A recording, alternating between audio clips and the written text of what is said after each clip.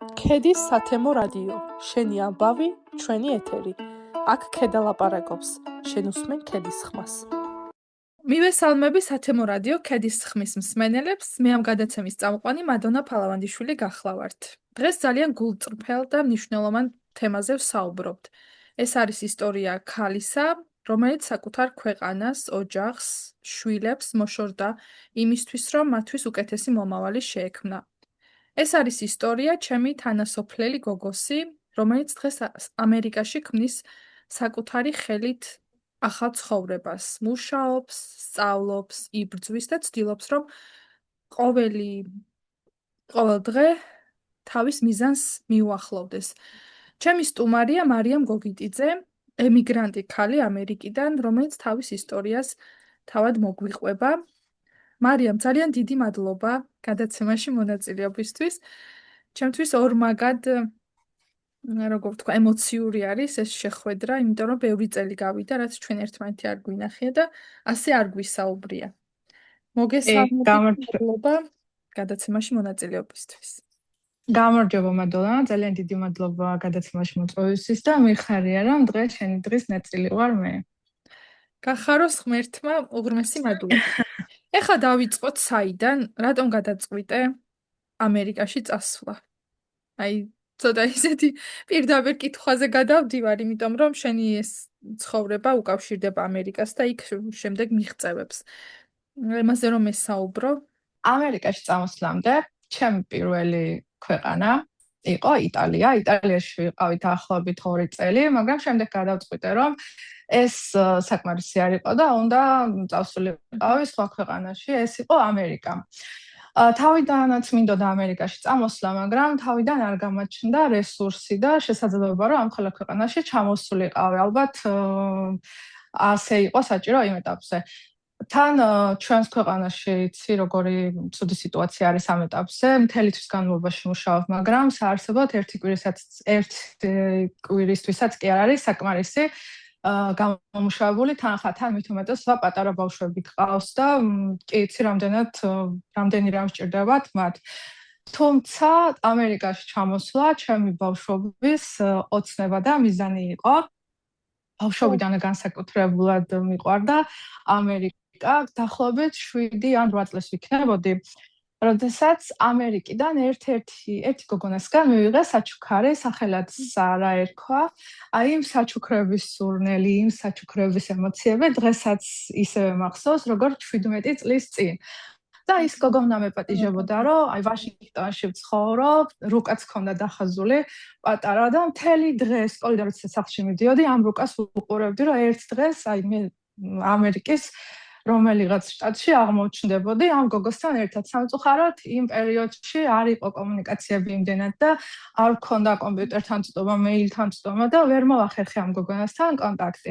მაგის შემდეგ დაახლოებით მე 5-6 კლასში ვიქნებოდი, თან კარგად იცი, ჩვენი სკოლიდან ლამარა მასწავლებელი წამოვიდა ამერიკაში და აი მესმოდა როგორი ოვაციები იყო, რომ აი ლამარა რა მაგარია ამერიკაში წავიდა და ყოჩაღდა, იმაში ვამბობდი, რომ მეც რო გავიზრდები, ერთ დღეს საოცრად უნდა ჩამოვედი ამერიკაში თქო და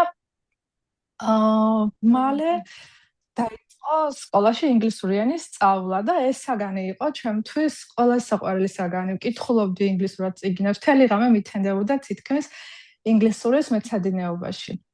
უფრო სხვანაირ ასპექტში წარმოვედგინა ჩემი თავი ამერიკაში, არა როგორც ემიგრანტი დედა, არამედ გაცვითი პროგრამით, როგორც სტუდენტი. დღესდღეობით რაღაც ნაწილი, ჩემი ოცნების რაღაც ნაწილი ავიხდინე, მაგრამ ცოტა მტკივნეული სახით, იმიტომ რომ დღეს სტუდენტი არ მქვია ამერიკაში. დღეს ჩემი ოჯახისთვის და ჩემი შვილების უკეთესი მომავლისთვის ვარ აქ წამოსული. კი ბატონო, კი მახსოვს მარიამ, ჩვენ სკოლაში მოხალისე რომ ჩამოვიდა ამერიკიდან. როგორი ურთიერთობა ჰქონდა, რაცა ჩემს თვალწინ გამიელვა ამ წარსულმა. ცოტა თულად სასწაულო არის მესმის ეს ემიგრანტობა. შენთვისაც ემოციური იქნება ეს კითხვა, მაგრამ რაღაცა მინდა რომ შენი როგორ თქვა, ემოციების მონაწილე გავხდე მეც. აი როგორ წახვედი, აი რა იგრძენი წასვლისას, იმიტომ რომ როცა აქ ორ შვილს სტოვებ, ჭკუა, ფიქრი, გონება, ყველაფერი მათი იქ მიყვება და ვიცი რომ არ იქნებოდა ეს ადვილი. და არც საუბარი ადვილი, მაგრამ მოკლედ რომ მითხრა, ეგეც საკმარისი იქნება ჩემთვის. კარგი, განშორების დღე ყველაზე სენსიტიური და მძიმე დღე იყო ჩემს ცხოვრებაში. თითქოს იმ ერთ დღეში მეორე დღე დატოვე და ყველაზე მეტად გამიჭირდა, რომ უკანასკნელად გადავხედე სახლს, ბავშვებს, თითქოს მთელი არსებით, მთელი ძალით ვეხუტებოდი მძინარე ბავშვებს, მაგრამ ყველაზე ფაქიზად დაჩვენოთ, რომ არ გაღვიძებოდათ, იმიტომ რომ გაღვიძების დროს დაიწყებდნენ ტირილს და ამას ვერ გადავიტანდი, ვერ გაუძლებდი და მიდიხარ სადღაც შორს.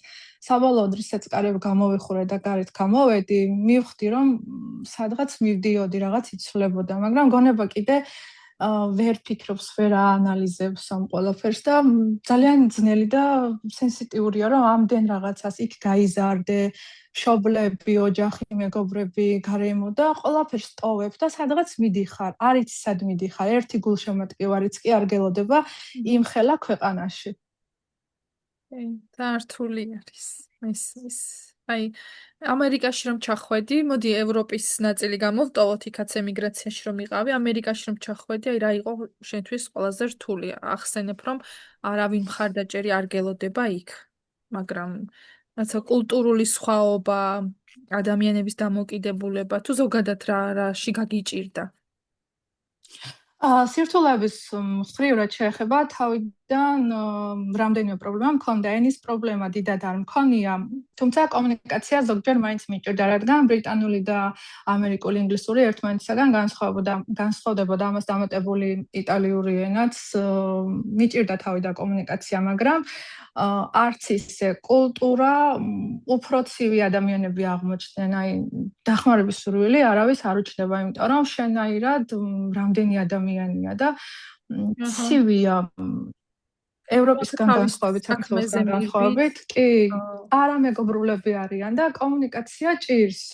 ამ ქვეყანაში სამსახურის დაწყებასთან რეალურად რაც წარმომედგინა საქართველოსთან ის რეალობა აქ არ დამხვდა რომ ჩამოვედი მაშინ ვაპირებდი საქართველოსთან ვფიქრობდი რომ ჩავალ ტრეილერზე უნდა ვიმუშაო მაგრამ როდესაც ჩამოვედი სხვა რეალობა დამხვდა იმიტომ რომ მინიმუმ ერთწლიანი მართვის მოწმობა თუ არ გაქვს ვერ აიღებ მართვის მოწმობას აჰა ანუ ამერიკას წესები მოწმობას ხო ხო და ეხლა რომ რეალურად დავფიქრდეთ, ვისი ოცნება არ არის რომ ამერიკაში წავიდეს, მაგრამ შენი საუბრიდან გამომდინარე, ისეთი როგორ თქვა, ოცნების კოშკები არ ხვდებათ ადამიანებს, როგორიც წარმოუდგენიათ. ეს ფაქტია. და ეს შენი ისტორიაც რეალურად ამაზე მიგვითითებს. ძლიერი არ ხარ, აქაო რომ ქაოს ვერ გაუძლებ. ბევრი ბრუნდება, ბევრს ძალიან უჭირს. ძალიან ძლიერი უნდა იყოს და დროს უნდა მოერგვა. 24 საათი გვაქვს ყველას, მაგრამ დრო თითქოს აქ უფრო სწრაფად გადის, ვიდრე საქართველოში. ძალიან აჩქარებული ტემპით უნდა იმუშაო და ყველაფერი ერთად უნდა აკეთო, ერთდროულად უნდა მოერგო ყველაფერს. აჰა. ბატონო, ეხლა თუ გაქვს ამის სურვილი რომ მიპასუხო, სად დაიწყე ჯერ მუშაობა? ადვილად იპოვე თუ არა სამსახური? ესმის რომ ენის ბარიერი არ გქონდა და რაღაცა შეიძლება ბრიტანულ ამერიკულ ინგლისურის განსხვავება რაღაცაში თქვათ ხელი შეეშალა, მაგრამ იმ დონეზე არა რომ გაგჭირვებოდა კომუნიკაცია. ჩამოსვლიდან რამოდენიმე იყო ადვილი. დიახ. ჩამოსვლიდან რამოდენიმე დღეში მუშაობა დავიწყე როგორც ყველა დალაგებებზე დავდიოდი. მაშინ მანქანაც არ მყავდა და ზამთარ ისეთ სიცივეები იყო და რამდენჯერ სამსახურში სულ მსველი მივსვარ, მაგრამ უკან დაბრუნების გზა არ მქონდა, იმიტომ რომ ის იყო ჩემი ერთადერთი გამომუშავების გზა, რომ ქირა მქონდა, გადასახადები მქონდა კვებისთვის, ყოველთვის ეს ამ თანხას ვიყენებდი. მაგის შემდეგ სამსახურსაც რა თქმა უნდა ვეძებდი ეტაპობრივად, იმიტომ რომ ტრეილერი გამორიცხული იყო იმ პერიოდში და ფიქრობდი რომ სადმე ოჯახში დავსაქმებული ყავი, მაგრამ გამოსილება რომ არ გაქვს ამერიკაში, ოჯახები ნაკლებად გენდობიან. აჰა. ამიტომ ვიქირავე, მართვის მოწმობა ავიღე, დალაგებიდან გამომუშავებული თანხით. შევაგროვე ეს თანხა და ავიღე მართვის მოწმობა. ვიქირავე მანქანა, კვირაში ვიხდიდი $250. ვიქირავე აპლიკაცია, $150 ვიხდიდი აპლიკაციაში და კვირაში ვიხდი $400 მხოლოდ ამ აპლიკაციაში და მანქანაში და დავდიოდი მიტანის სერვისზე. დღეში დაახლოებით 14-16, ზოგჯერ 18 საათიც ვმუშაობდი. სახლიდან დაახლოებით საათნახევარის გზაზე დავდიოდი, ლონგ-აილენდი ქვია ესეთი ადგილია, სადაც უფრო ამბობდნენ, რომ იქ უფრო კარგი მუშაობა არისო და ბევრჯერ მანქანაში მძინებია იმის გამო, რომ ღამის 4 საათზე და 5 საათზე რომ ვასრულებდი მუშაობა, 3 და 4 საათის გამო არ მივიღდა სახლში მისვლა და თან სახლში რომ მივიდოდი, საწოლში უფრო კომფორტულად დამეძინებოდა, დამეზარებოდა უფრო ადგომა და ამის გამო მიყიდე ერთი ბალიში. და პლედი მქონდა მანქანაში მქონდა პლედი და მუშაობას რო ვასრულებდი, მანქანაში მეძინა ხოლმე, მაგრამ სისტემატიური სახე არ ქონია ამ ყველაფერს, რა თქმა უნდა, მალე შევცვალე რაღაცები, მაგრამ ესეც იყო ჩემს ცხოვრებაში. დასაწყისში ასე წვალობდი და ხო, ასე გაიარე ეს გზები. ხო, ბუნებრივია რომ რაღაც ხარჯებსაც ამცირებდი უკან დაბრუნების, საწვავის თუ ასე შემდეგ. და ის სწორი გათვლები გქონია რეალურად. ხარჯებს და დროსაც, იმიტომ რომ სახლში როდესაც ბრუნდები, უფრო დიდი ხანი გჭირდება, ვეღარ მიდიხარ საათნახევრის გზაც არის, მერე სახლიდან გასვლაც აღარ გინდა თბილი სახლიდან რომ გარეთ გახვიდე იმ ზამთარში და მანქანაში ჩავკეტავდი შიგნიდან მანქანას, ანუ რა თქმა უნდა მეშინოდა. ეხლა რომ ვფიქრობ, აი რას ვაკეთებდი მაშინ? მიკვირს ჩემი თავის რომ მანქანაში მეძინა. ახლა ანალიზები თქვათ საფრთხეებს, რაც შეიძლებოდა მოყოლოდა ამ საკითხს. მაგრამ ღმერთს მადლობა რომ ჯანმრთელად და კარგად ხარ. აი შორიდან როგორ ახერხებ შვილების ცხოვრებაში ჩართულობას? ვიცი რომ სკოლის მოსწავლეები არიან. და შენი Facebook პოსტები ყოველთვის დიდ ემოციებს იწვევს ჩემში, იმიტომ რომ მიუხედავად იმისა, რომ შორს ხარ ბავშვების ცხოვრებაზე, სასკოლო თუ ნებისმიერ ცხოვრებაზე, აი პულსზე გიდევს ხელი. როგორ ახერხებ? ყოველდღიურად ველაპარაკები ურეკავ ვიდეოზარი, ვცდილობ რომ ძირითადად კონტაქტზე ვიყო მათთან. ეს 9 საათიანი სხვაობა ძალიან არაკომფორტულია, იმიტომ რომ როდესაც მე დაძინებას ვაპირებ ღამის 12 საათზე, საქართველოში დილის 9 საათია და ამ დროს უკვე ბავშვები გაკვეთილზე არიან.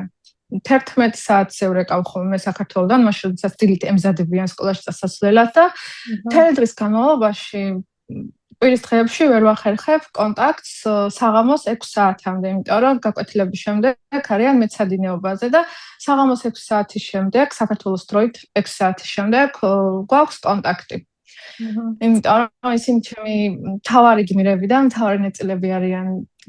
ადრე იტალიიდან სულ კონტაქტზე ვიყავი მათთან, იმიტომ რომ და 2 ან 3 საათი დროშვალედი და აქედან ეს დიდი შუალედი გვაქვს და ხან სამსახური ან მაგალითად ბავშვები რომ სახლში არიან მთელი დღის განმავლობაში აბათ-კვირას, შეიძლება მე სამსახურიდან გამომდინარე ვერ დავრეკო და არ მეცალოს და დროის გამო ძალიან რთულია კონტაქტი.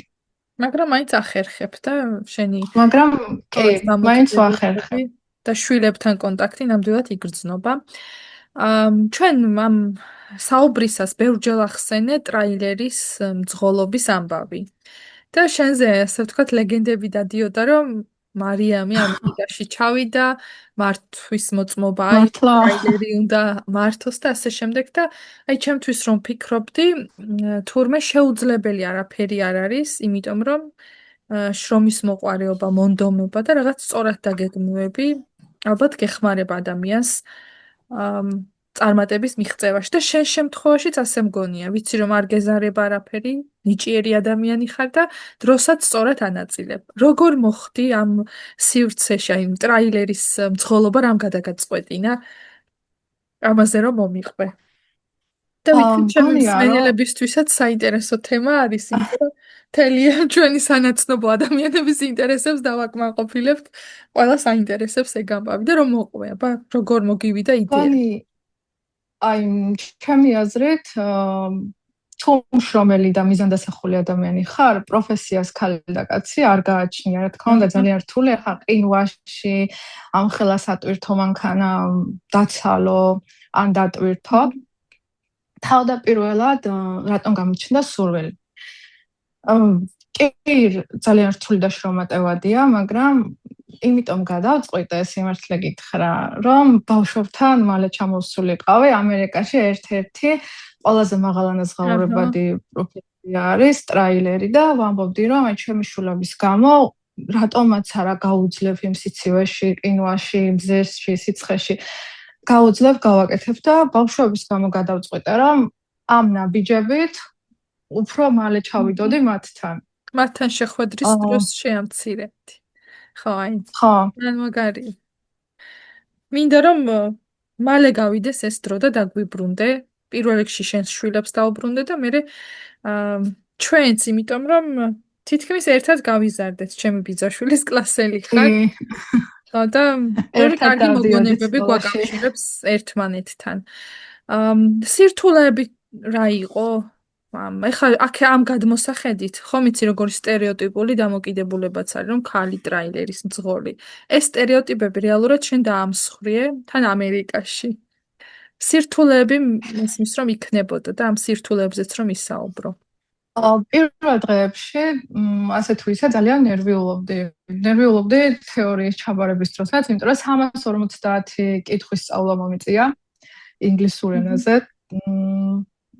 მაგრამ რეალობის წინაშე რომ დავდექი, როცა მივახლოვდი მანქანას და ვაიმე ეს მანქანა მე უნდა ვატარო, ამხელა მანქანა და დასაწყისში სწავლა და პრაქტიკა ნამდვილად მარტივი არ იყო, დიდი მანქანა პასუხისმგებლობაც მაღალია, მაგრამ დისციპლინამ და ყოველდღიურმა ვარჯიშმა ყველაფერი უფრო გამიმარტივა. ძალიან სწორ რაღაცებს ამბობ.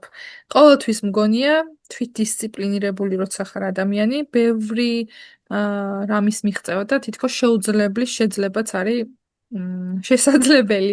ხო, ეხლა სიტყვების ის გამომივიდა ტავტოლოგია. ის ადამიანები, რომ გულშემატკივრობენ, აი რატომ შენ შეგიძლია მაგარი ხარ და ვერ გაუძლებ ამ ადამიანებს იმედებს და თან საკუთარ თავში უნდა იყო დარწმუნებული თუ საკუთარ თავში წმენა არ გაგაჩნია, მხოლოდ სხვის შემოძახილით რომ შენ შეგიძლია და გააკეთებ და მაგარი ხარ, ვერ გააკეთებ. გონია რომ ჯერ შენს თავში უნდა იყო დარწმუნებული. მარიამ, ასეთი კითხვა მაქვს, ამერიკაში ცხოვრებამ რა გასწავლა? ამერიკაში ცხოვრებამ ბევრი რამ ასწავლა. მათ შორის პირველი დამოუკიდებლობა. სწავლობ დამოუკიდებლად ცხოვრება, საკუთარი პრობლემების გადაჭრას, გზების პოვნას. როცა გარშემო ბევრი ვარიანტი არ გაქვს, მაგრამ შეუძლებელი უნდა შეძლო და გააკეთო. ანუ საკუთარ თავზე ხარ ორიენტირებული და დამოუკიდებელი ხდები. მასწავლა ასევე, რომ ადამიანების ნდობა არ შეიძლება უმეტესწილად. სამწუხაროდ ასეა, რომ თუ რაც უფრო გულწრფელი ხარ, მით უფრო შეიძლება დაზარავდე.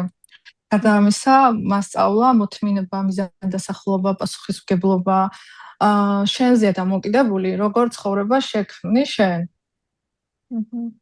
სწავლობ, რომ თითოეული დაბრკოლებისაგან გაძლიერდე, საკუთარი შეცდომებისაგან ისწავლო და პატარა წარმატებაც დააფასო. წარმატებებს გისურვებ, მარიამ. ჩვენ რამდენი წელი გავიდა, რაც საუბარიც კი არ გქონია ერთმანეთთან არც მიმოწერა. ხო. მინდა რომ გულში რაც გაქვს, რასაც შეიძლება ზოგჯერ ხმამაღლა არ ამბობდი ადამიანი, ის ყველაფერი აგისრულდეს.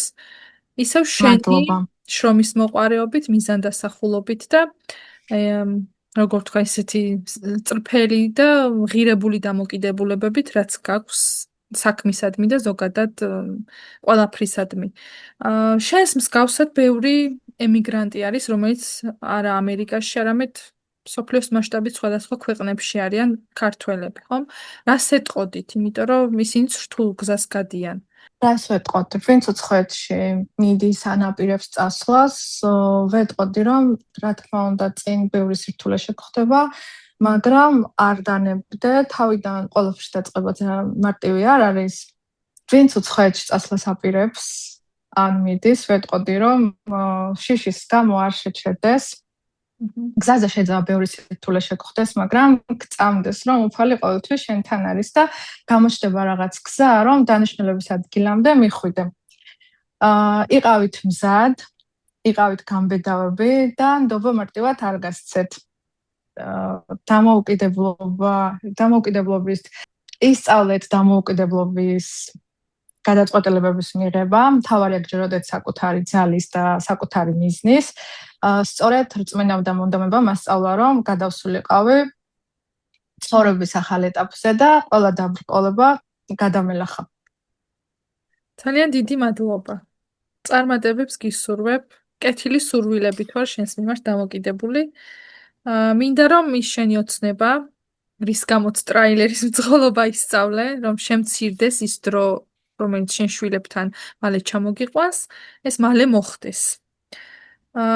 მადლობა ძალიან დიდი. და კიდევ შენც ერთხელ ასევე წარმატებებს გისურვებ და გამიხარდა. მეც გამიხარდა, უარი რომ არ მითხარი, რომ დავემთხვიეთ საათობრივი სხვაობის მიუხედავად ერთმანეთს. წარმატებებს გისურვებ. არა, რას ამბო. დავემშვიდობები ჩემს რადიო მსმენელებსაც და შენც აბა შენიცი. მადლობა, შენ ძალიან გამიხარდა შენი დანახვა. სასიამოვნო იყო. აბა კარგად. წარმატებებს გისურვებ. მადლობა. კარგად.